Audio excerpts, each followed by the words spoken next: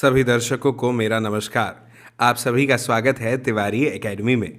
आज के इस वीडियो में हम बात करने वाले हैं कक्षा 7 के सामाजिक विज्ञान में इतिहास के अध्याय 4 की।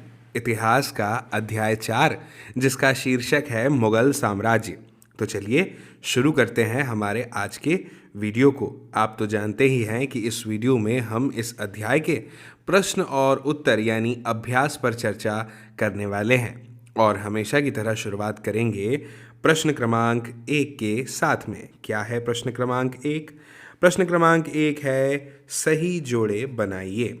ठीक है, पहले मैं एक काम करता हूँ कि आपके सामने ये जो ब वाला कॉलम है इसको पढ़ देता हूँ। हमें दिया हुआ है मारवाड़, गवर्नर, उज्बेक, मेवाड़, पद और जहांगीर। जब हम इन शब्दों को सुनते हैं या देखते हैं तब हमें अध्याय याद आ जाना चाहिए, क्योंकि इसी अध्याय में हमने ये सारे शब्दों को पढ़ा भी था और सुना भी था, है ना। आप जानते हैं कि इस अध्याय पर सरल और विस्तृत भाषा में एक वीडियो बनाकर हमने अपने चैनल की प्लेलिस्ट में अपलोड कर दिया है। यदि आपने अब तक उस वीडियो को नहीं देखा है तो मेरी आपसे गुजारिश है कि आप एक बार हमारे चैनल की प्लेलिस्ट में जाएं और उस वीडियो को ज़रूर देखें। चलिए अब हम सही जोड़ी को बनाते हैं। सबसे पहले क्या दिया हुआ है? सबसे पहले हमें दिया हुआ है मनसब। मनसब का अर्थ क्या होता है? बिल्कुल सही, इसको हम मेल कर देंगे उज्बेक के साथ में। ठीक है, फिर है मंगोल। मंगोल का अर्थ क्या होता है? एक मिनट, ये मनसब एक पद है एक्चुअली, ये हाँ पद के साथ में। मंगोल जो है उसको हम मिलाएंगे उज्बेक के साथ में। ठीक है ना, यहीं से आए थे। फिर सिसोदिया राजपूत का जिक्र आता है, तो सिसोदिया राजपूत जो हैं उनको किससे हम मिला देंगे? बिल्कुल सही, इनको हम मिला देंगे मेवाड़ के साथ में। फिर है राठौर राजपूत, तो राठौर राजपूत जो हैं इनका संबंध है मारवाड़ के साथ में, है ना। फिर बात करेंगे नूरजहाँ की, तो आप जानते हैं कि नूरजहाँ का मिलान होगा जहांगीर के साथ में। अब बचा एक विकल्प, वो है सूबेदार, जिसको मिलाना है गवर्नर के साथ में। ठीक है, तो मुझे उम्मीद है कि आपको ये प्रश्न क्रमांक 1 यानी सही जोड़ी समझ में आ गई होगी। चलिए अब आगे बढ़ते हैं और आगे बढ़ते हुए बात करते हैं किसकी? प्रश्न क्रमांक 2 की। क्या है प्रश्न क्रमांक 2? खालिस्तानों की पूर्ति हमें करनी है, यानी रिक्त स्थान भरने हैं। चलिए ठीक है, हम इसे भी हल कर देते हैं। सबसे पहला प्रश्न जो है वो क्या दिया हुआ है? सबसे पहला प्रश्न है कि खालिस्तान अकबर के सौतेले भाई मिर्ज़ा हाकिम के राज्य की राजधानी थी। क्या थी? आप जानते हैं, हमने अध्याय में पढ़ा था, वो है काबुल। काबुल जो है वो अकबर के सौतेले भाई मिर्ज़ा हाकिम के राज्य की राजधानी थी, है ना। ठीक है, अब आ जाइए प्रश्न क के बाद ख पर। दक्कन की 5 सल्तनत कौन कौन सी? बरार, खानदेश, अहमदनगर, खालिस्तान और खालिस्तान थी। कौन कौन सी रह गई है? गोलकुंडा और बीजापुर, है ना। तो बीजापुर और गोलकुंडा यहाँ पर हम उत्तर में लिख देंगे। इसके बाद बारी आती है तीसरे प्रश्न यानी ग की। क्या है? यदि जात एक मनसबदार के पद और वेतन का प्रतीक था, द्योतक था, तो सवार उसके खालिस्तान को दिखाता था। तो सवार जो है वो किसको दिखाता था? वो दिखाता था सैन्य उत्तरदायित्व को। ठीक है ना। मुझे उम्मीद है कि आपको ये समझ में आ गया होगा। अब आगे बढ़ते हैं और आगे बढ़ते हुए बात करते हैं चौथे प्रश्न की। क्या है चौथा खालिस्तान? अकबर के दोस्त और सलाहकार अबुल फजल ने उसकी खालिस्तान के विचार को गढ़ने में मदद की, जिसके द्वारा वह विभिन्न धर्मों, संस्कृतियों और जातियों से बने समाज पर राज्य कर सका। तो इसका जो सही उत्तर है वो क्या है? सुलह ए कुल। इसके बारे में हमने पढ़ा था। अकबर के दोस्त और सलाहकार अबुल फजल ने उसकी सुलह ए कुल के विचार को गढ़ने में मदद की, जिसके द्वारा वह विभिन्न धर्मों, संस्कृतियों और जातियों से बने समाज पर क्या कर सका?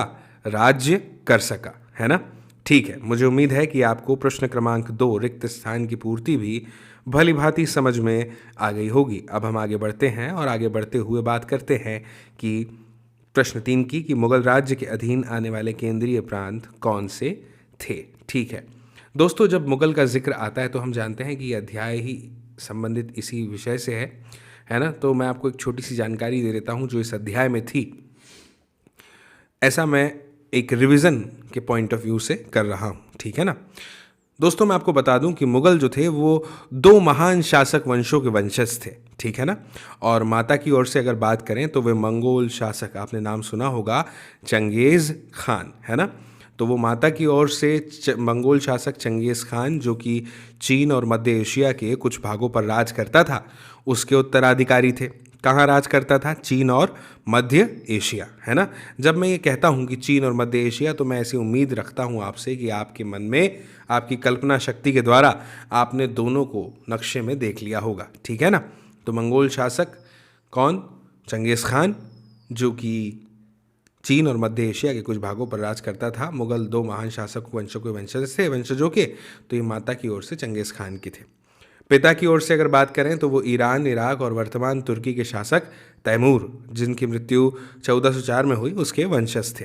लेकिन मुगल जो थे दोस्तों, वो अपने को मुगल या मंगोल कहलवाना पसंद नहीं करते थे। ऐसा क्यों था? ऐसा इसलिए था क्योंकि चंगेज़ खान से जुड़ी स्मृतियां सैकड़ों व्यक्तियों के नरसंहार से संबंधित थी, है ना। और यही स्मृतियां मुगलों के प्रतियोगियों यानी उज्बेकों से भी संबंधित थी। और दूसरी तरफ मुगल तैमूर के वंशज होने पर गर्व का अनुभव करते थे। ज़्यादा इसलिए क्योंकि उनके इस महान पूर्वज ने 1398 यानी 1398 में दिल्ली पर कब्जा कर लिया था, ठीक है ना। मैं ऐसी उम्मीद रखता हूँ आपसे कि आप लोग जो हैं वो ज़रूर क्या कर रहे होंगे, उस चित्र को आपने ज़रूर देख लिया होगा इस अध्याय को पढ़ते समय, जो कि दिया हुआ था, है ना, तैमूर का था।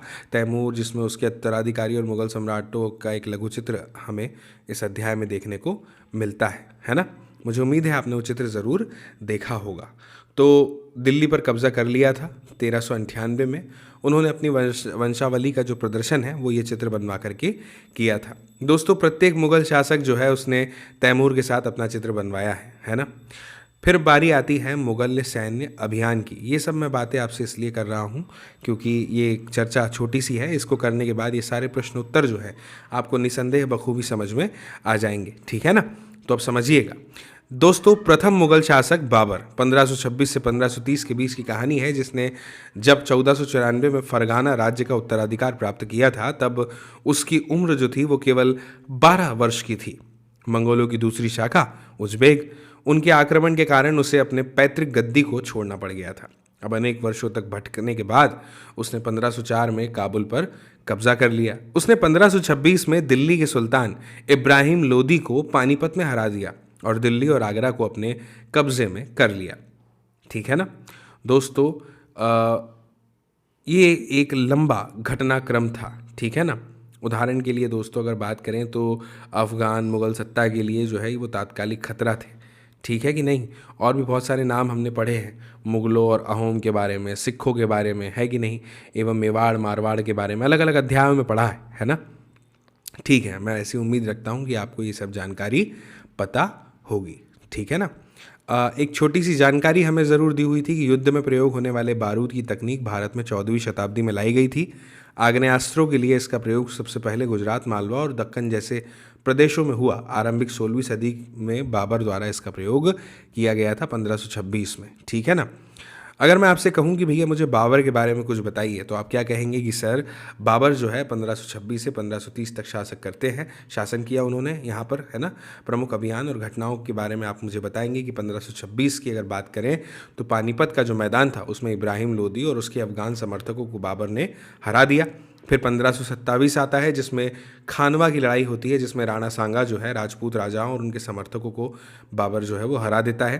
फिर इसके बाद 1528 में होता है चंदेरी का युद्ध, उसमें राजपूत हार जाते हैं। और जब बाबर की मृत्यु होने वाली होती है तो उससे पहले दिल्ली और आगरा में मुग़ल नियंत्रण जो है वो स्थापित हो जाता है, ठीक है ना। बाबर के बाद फिर जिक्र आता है हुमायूं का, जो कि 1530 से लेकर 1540 और फिर इसके 15 साल बाद 1555 से 1556 के बीच की कहानी है। हुमायूं की बात करें तो वो अपने पिता की वसीयत के अनुसार जायदाद का बंटवारा कर देता है। प्रत्येक भाई को एक एक प्रांत मिल जाता है। उसके भाई जिनका नाम क्या है, मिर्ज़ा कामरान, उसकी महत्वाकांक्षाओं के कारण हुमायूं जो है वो अपने अफगान प्रतिद्वंदियों के सामने फीका पड़ जाता है। शेर खान जो है, शेर शाह सूरी, उसने हुमायूं को 2 बार हराया, 1539 में चौसा के युद्ध में और 1540 में कन्नौज में, ठीक है ना। और ये जो हार थी, ये जो पराजय थी, इसने उसे ईरान की ओर भागने के लिए मजबूर कर दिया था, बाध्य कर दिया था। ईरान में हुमायूं ने सफ़ाविद शाह की मदद ली और उसने 1555 में दिल्ली पर फिर से कब्जा कर लिया, लेकिन उसके अगले ही वर्ष इमारत में एक दुर्घटना में उसकी मृत्यु हो गई। ऐसा सुना है कि उसने एक लाइब्रेरी जैसा कुछ बनवाया था और सीढ़ियों से उतरते समय उसकी पोशाक उसके पैरों में अटक जाती है और उसकी मृत्यु हो जाती है। फिर जिक्र आता है अकबर का, है ना। अकबर की बात करें तो 13 वर्ष की अल्पायु में अकबर जो है वो सम्राट बन जाता है। उसके शासनकाल को 3 अवधियों में विभाजित किया गया है या किया जा सकता है। पहला कौन सा है? 1556 और 1570 के बीच का समय। उसके बीच में अकबर अपने संरक्षक जो हैं बैरम खान और उनके घरेलू कर्मचारियों से स्वतंत्र हो गया और उसने सूरी, शेरशाह सूरी और अन्य अफगानों, साथ ही निकटवर्ती राज्यों मालवा और गोंडवाना और अपने सौतेले भाई मिर्ज़ा हाकिम और उज़्बेकों के विद्रोह को दबाने के लिए सैन्य अभियान चलाए। इस समय 1568 की अगर बात करें, 1568 की, तो उसमें सिसोदियों की राजधानी चित्तौड़ और 1569 में रणथंभौर पर उसने कब्जा कर लिया था। इसके बाद दूसरा जो है 1570 से 1585 यानी 1585 के मध्य का समय। गुजरात के विरुद्ध सैनिक अभियान हुए इस बीच, और ये जो अभियान थे इसके पश्चात उसने पूर्व में बिहार, बंगाल और उड़ीसा में अभियान चलाए, जिन्हें 1579 और 80 में मिर्ज़ा हाकिम के पक्ष में हुए विद्रोह ने और ज़्यादा कठिन कर दिया था। और तीसरा क्या है कि 1585 और 1605 के बीच का समय। इस बीच में अकबर के साम्राज्य का जो है काफ़ी विस्तार हो जाता है। उत्तर पश्चिम में अभियान चलाए जाते हैं, सफ़ाविदों को हरा दिया जाता है और कब्जा कर लिया जाता है कांधार पर, ठीक है ना। और कश्मीर को भी इसमें जोड़ दिया जाता है। मिर्ज़ा हाकिम की मृत्यु के बाद में काबुल भी वो अपने राज्य में मिला लेता है। दक्कन में अभियानों की शुरुआत हो जाती है और बरार, खानदेश, अहमदनगर के कुछ हिस्सों को भी वो अपने राज्य में मिला लेता है, ठीक है ना। अपने शासन के अंतिम वर्षों में अकबर की जो सत्ता है वो उसके राजकुमार सलीम के विद्रोह के कारण लड़खड़ा जाती है और यही सलीम आगे चल कर के बन जाता है कौन? जहांगीर। सम्राट जहांगीर कहलाता है, ठीक है ना। मुझे उम्मीद है आपको ये बात समझ में आ रही होगी। फिर जहांगीर की बात अगर करें तो 1605 से 1627 के बीच की कहानी है। जहांगीर क्या करते हैं कि अकबर के सैन्य अभियानों को आगे बढ़ाते हैं। मेवाड़ के सिसोदिया शासक अमर सिंह ने मुगलों की सेवा को स्वीकार कर लिया जाता है उनके द्वारा, और इसके बाद सिखों, अहोमों और अहमदनगर के खिलाफ अभियान चलाए गए, जो कि पूर्णतः उस समय सफल नहीं हो पाए। जहांगीर की बात करें तो उसके शासन के अंतिम वर्षों में राजकुमार खुर्रम, जो बाद में सम्राट शाहजहां कहलाया, उसने विद्रोह कर दिया, जैसे जहांगीर ने किया था अकबर के समय, है ना। जहांगीर की पत्नी नूरजहां ने शाहजहां को हाशिए पर धकेलने का काफ़ी प्रयास किया, जो कि बिल्कुल असफल प्रयास रहे। फिर अब बात आई गई है किसकी? राजकुमार खुर्रम की। तो शाहजहां है, शाहजहां की बात कर लेते हैं। शाहजहां की बात करें तो 1627 से लेकर 1658 के बीच की कहानी है। दक्कन में शाहजहां के अभियान जो है वो जारी रहे। अफगान अभिजात खान जहान लोदी ने विद्रोह किया और वह पराजित हो गया। अहमदनगर के विरुद्ध अभियान हुआ, जिसमें बुंदेलों की हार हो गई और ओरछा पर कब्जा कर लिया गया। उत्तर पश्चिम में बल्ख पर कब्जा करने के लिए उज़्बेकों के विरुद्ध अभियान हुआ, जो असफल रहा। इसी के परिणाम से कांधार सफ़ाविदों के हाथ में चला गया और 1632 में अंततः अहमदनगर को मुरालों के राज्य में मिला लिया गया और बीजापुर की सेनाओं में सुलह के लिए निवेदन किया गया। 1657 से 58 में शाहजहां के पुत्रों के बीच उत्तराधिकार को लेकर के झगड़ा शुरू हो जाता है और इसमें औरंगजेब की विजय हो जाती है और दारा शिकोह के साथ में उसके तीनों जो भाई रहते हैं उनको मौत के घाट उतार दिया जाता है। मैं आपको बता दूं कि शाहजहां जो है उसको उसकी बची हुई ज़िंदगी के लिए आगरा में कैद कर दिया जाता है, ठीक है ना। और फिर जिक्र आता है किसका? औरंगजेब का, जो 1658 से लेकर 1707 के बीच की कहानी है।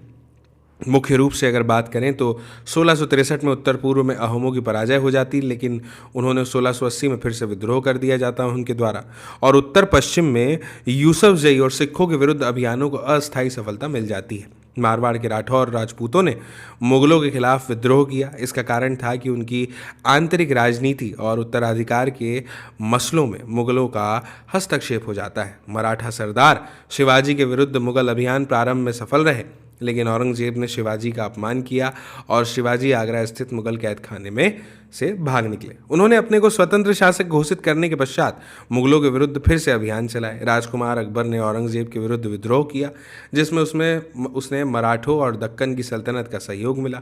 अंततः वह सफ़ाविद ईरान भाग गया। दूसरे हिस्से की बात करें तो अकबर के विद्रोह के बाद औरंगजेब ने दक्कन के शासकों के विरुद्ध सेनाएं भेजी। 1685 में बीजापुर और 1687 में गोलकुंडा को मुगलों ने अपने राज्य में मिला लिया 1698 में औरंगजेब ने दक्कन में मराठों, जो कि छापामार पद्धति का उपयोग कर रहे थे, उनके खिलाफ उनके विरुद्ध अभियान का प्रबंध स्वयं किया। औरंगजेब को उत्तर भारत में सिखों, जाटों और सतनामियों, उत्तर पूर्व में अहोमों और दक्कन में मराठों के विद्रोह का सामना करना पड़ा। उसकी मृत्यु के बाद उत्तराधिकार के लिए युद्ध शुरू हो जाता है। ठीक है ना। मुझे उम्मीद है कि ये सारी जानकारी आपको ज़रूर समझ में आ गई होगी जो मैंने आपको अभी दी है। ठीक है ना।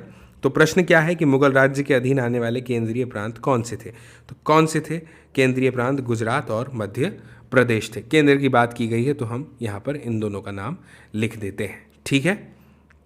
अगला प्रश्न क्या है कि मनसबदार और जागीर में क्या संबंध था? ठीक है ना। क्या लिखा हुआ है? मनसबदार और जागीर में क्या संबंध था? देखिए, मैं आपको बता दूं कि जैसे जैसे साम्राज्य में विभिन्न क्षेत्र सम्मिलित होते गए, यानी मिलते गए ना, तो वैसे वैसे क्या हुआ कि मुगलों ने क्या किया, तरह तरह के सामाजिक समूहों के सदस्यों को प्रशासन में नियुक्त करना शुरू कर दिया। ठीक है ना। और शुरू में यानी प्रारंभ में ज़्यादातर सरदार जो हैं वो तुर्की थे, तुर्की यानी तुरानी थे। लेकिन अब इस छोटे समूह के साथ साथ उन्होंने जो शासक वर्ग था उसमें ईरानियों, भारतीय मुसलमानों, अफगानों, राजपूतों, मराठों और अन्य समूहों को भी सम्मिलित कर लिया। कहाँ पर? प्रशासन में। समझिएगा, मुगलों की सेवा में आने वाले नौकरशाह क्या कहलाए? मनसबदार कहलाए। जो मुगलों की सेवा में आते थे नौकरशाह क्या कहलाए?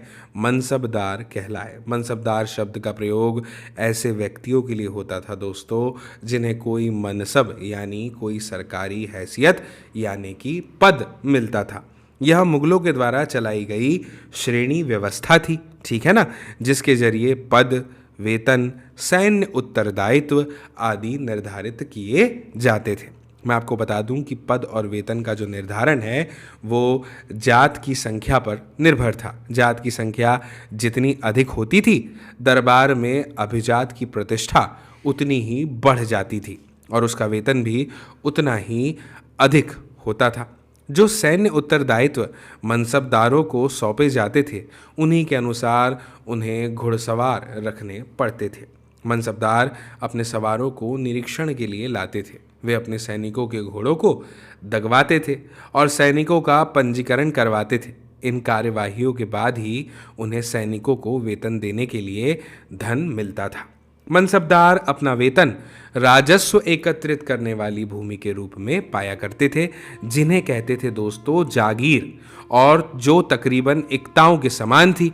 लेकिन परंतु मैं आपको बता दूं दोस्तों कि मनसबदार मुक्तियों से भिन्न अपने जागीरों पर नहीं रहते थे और ना ही उन पर प्रशासन करते थे। उनके पास अपनी जागीरों से केवल राजस्व एकत्रित करने का अधिकार था। यह राजस्व जो है, इसकी अगर हम बात करें तो उनके नौकर उनके लिए एकत्रित करते थे, जबकि वे स्वयं देश के किसी अन्य भाग में सेवारत रहते थे। बात करें तो अकबर के शासनकाल में इन जागीरों का सावधानी पूर्वक आकलन किया जाता था ताकि इनका राजस्व मनसबदार के वेतन के तकरीबन बराबर रहे। औरंगजेब के शासनकाल तक पहुँचते पहुँचते स्थिति बदल गई। अब प्राप्त राजस्व मनसबदार के वेतन से बहुत ही कम था। मनसबदारों की संख्या में भी अत्यधिक वृद्धि हुई, जिसके कारण क्या हुआ, उन्हें जागीर मिलने से पहले एक लंबा इंतज़ार करना पड़ा था। इन सभी कारणों से जागीरों की संख्या में कमी हो गई और इसी के फलस्वरूप कई जागीरदार जागीर रहने पर यह कोशिश करते थे कि वे जितना राजस्व वसूल कर सके कर लें। ठीक है ना। अपने शासनकाल के अंतिम वर्षों में औरंगजेब इन परिवर्तनों पर नियंत्रण नहीं रख पाया और इसी कारण किसानों को अत्यधिक मुसीबतों का सामना करना पड़ा। तो अब प्रश्न ये है कि मनसबदार और जागीर में क्या संबंध था? मैंने आपको जानकारी दे दी है। अब देखिए कि सटीक ढंग से इसको उत्तर के तौर पर किस तरह से लिखा गया है या जा सकता है। उत्तर: मनसबदार और जागीर के बीच संबंध 3 बिंदुओं से हमने इसका जवाब दिया है। पहला, मनसबदार शब्द का प्रयोग ऐसे व्यक्तियों के लिए था जिन्हें कोई मनसब अर्थात कोई सरकारी दायित्व या पद मिलता था। दूसरे बिंदु में लिखेंगे कि मनसबदार अपना वेतन राजस्व एकत्रित करने वाली भूमि में पाते थे, जिन्हें जागीर कहते थे और जो तकरीबन इक्ताओं के समान थी। और तीसरे बिंदु में लिख देंगे कि मनसबदार मुक्तियों से भिन्न यानी अलग अपनी जागीरों पर नहीं रहते थे, है ना, और ना ही उन पर प्रशासन करते थे। उनके पास अपनी जागीरों से केवल राजस्व एकत्रित करने का अधिकार था। ये राजस्व उनके नौकर उनके लिए इकट्ठा करते थे, जबकि वे स्वयं देश के किसी अन्य भाग में सेवारत रहते थे। इस प्रकार से हम इस प्रश्न का उत्तर दे सकते हैं। अब आगे बढ़ते हैं और आगे बढ़ते हुए बात करते हैं कि मुगल प्रशासन में जमींदार की क्या भूमिका थी। तो मैं आपको बता दूं कि मुगलों की जो आमदनी थी ना दोस्तों, उसका प्रमुख साधन जो है वो किसानों की जो उपज थी उससे मिलने वाला राजस्व था। ध्यान से समझिएगा, अधिकतर जो स्थान थे, जो जगह थी, उन पर किसान जो है वो ग्रामीण कुलीनों यानी कि मुखिया या फिर स्थानीय सरदारों के माध्यम से अपने राजस्व को दिया करते थे। समस्त मध्यस्थों के लिए अगर बात करें, चाहे वे स्थानीय ग्राम के मुखिया हो या फिर शक्तिशाली सरदार हो, मुगल एक ही शब्द जमींदार का प्रयोग करते थे।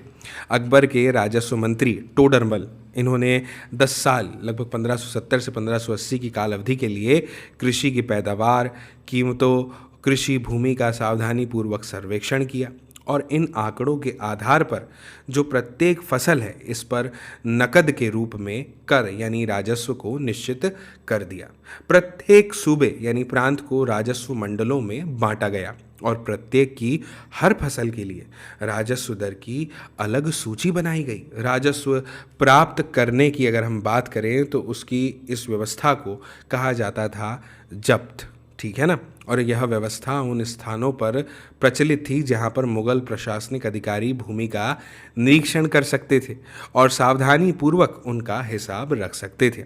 ऐसा निरीक्षण गुजरात और बंगाल जैसे प्रांतों में संभव नहीं हो पाया। कुछ क्षेत्रों में जमींदार इतने शक्तिशाली थे कि मुगल प्रशासकों द्वारा शोषण किए जाने की स्थिति में वे विद्रोह कर सकते थे। कभी कभी एक ही जाति के जमींदार और किसान मुगल सत्ता के खिलाफ मिलकर विद्रोह कर दिया करते थे। 17वीं शताब्दी के आखिर से ऐसे किसान विद्रोहों ने मुगल साम्राज्य के स्थायित्व को चुनौती दे दी थी, ठीक है ना। तो प्रश्न यह है कि मुगल प्रशासन में जमींदार की क्या भूमिका थी। तो हम ऐसा लिख सकते हैं कि जमींदार की मुख्य भूमिका थी कि मध्यस्थ व्यक्ति जो किसानों से राजस्व प्राप्त करते थे, इसके अलावे वे एकत्रित किए गए राजस्व को जमींदार सरकारी खजाने में ये जमा करते थे, है ना। इसके बाद में अगला प्रश्न क्या है, प्रश्न क्रमांक 6 जो हमारे सामने है वो क्या है, वो है कि शासन प्रशासन संबंधी अकबर के विचारों के निर्माण में धार्मिक विद्वानों से होने वाली चर्चाएं कितनी महत्वपूर्ण थी। ठीक है, तो देखिए मैं आपको ये बता देता हूँ कि प्रशासन का जो मुख्य अभिलक्षण है वो अकबर ने निर्धारित किया था और इनका विस्तृत वर्णन जो है वो अबुल फजल की जो अकबरनामा है और विशेष करके जो आईन अकबरी है उसमें मिलता है। अबुल फजल के अनुसार अगर बात करें तो साम्राज्य कई प्रांतों में उस समय बटा हुआ था जिन्हें क्या कहते थे, सूबा कहते थे, ठीक है। और सूबों के प्रशासक कहलाते थे कौन, सूबेदार, बिल्कुल सही, जो राजनीतिक और सैनिक दोनों प्रकार के कार्यों का करते थे निर्वाह। प्रत्येक प्रांत में एक वित्तीय अधिकारी भी होता था जो कि कहलाता था दीवान, ठीक है। कानून और व्यवस्था बनाए रखने के लिए सूबेदार को अन्य अफसरों का सहयोग प्राप्त था, जैसे कि बख्शी यानी सैनिक वेतनाधिकारी, सदर धार्मिक और धर्मार्थ किए जाने वाले कार्यों का मंत्री, और फौजदार जिसे कि सेना नायक कहा जाता था, और कोतवाल यानी नगर का पुलिस अधिकारी, ठीक है ना। एक छोटी सी जानकारी जो है वो हमें दी गई थी कि जहांगीर के दरबार पर नूरजहां का प्रभाव पड़ा था। मेहरुन्निसा ने 1611 में जहांगीर से विवाह किया और उसे मिला नूरजहां का खिताब, ठीक है ना। नूरजहां हमेशा जहांगीर के प्रति अत्यधिक वफादार रही और उसको समय समय पर सहयोग भी देती रही। नूरजहां के सम्मान में जहांगीर ने चांदी के सिक्के जारी किए जिनमें एक और उसके स्वयं के खिताब उत्कीर्ण थे और दूसरी ओर यह वाक्य कि रानी बेगम नूरजहां के नाम से गढ़ा हुआ। बाईं ओर जो आप चित्र में जब देखेंगे तो एक दस्तावेज दिया गया है, उसमें देखेंगे बताइएगा कि नूरजहां द्वारा जारी किया गया आदेश फरमान होता है और मोहर जो है वो चौकोर कुछ होती है, ठीक है ना। ठीक है, तो इतनी जानकारी मेरे ख्याल से पर्याप्त होगी, है ना। तो हम बात कर रहे थे प्रश्न क्रमांक 6 की कि शासन प्रशासन संबंधी अकबर के विचारों के निर्माण में धार्मिक विद्वानों से होने वाली चर्चाएं कितनी महत्वपूर्ण थी। तो समझिए, इसका उत्तर ऐसे दे सकते हैं कि अकबर के विचारों के निर्माण में धार्मिक विद्वानों से होने वाली चर्चाएं धार्मिक चर्चाओं और परिचर्चाओं से अकबर को ज्ञात हुआ। ये पता चला कि धार्मिक कट्टरता प्रजा के विभाजन और असामंजस्य के लिए उत्तरदायी होती है।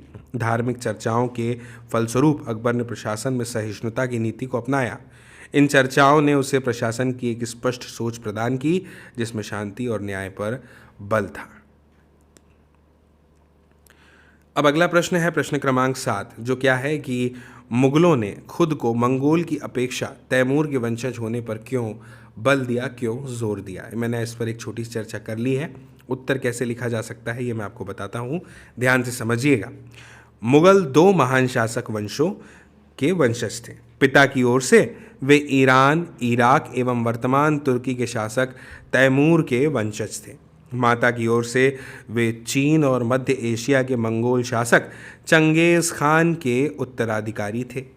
मुगल अपने को मुगल या मंगोल कहलवाना पसंद नहीं करते थे। कारण ऐसा इसलिए था क्योंकि चंगेज़ खान से जुड़ी स्मृतियां सैकड़ों व्यक्तियों के नरसंहार से संबंधित थी।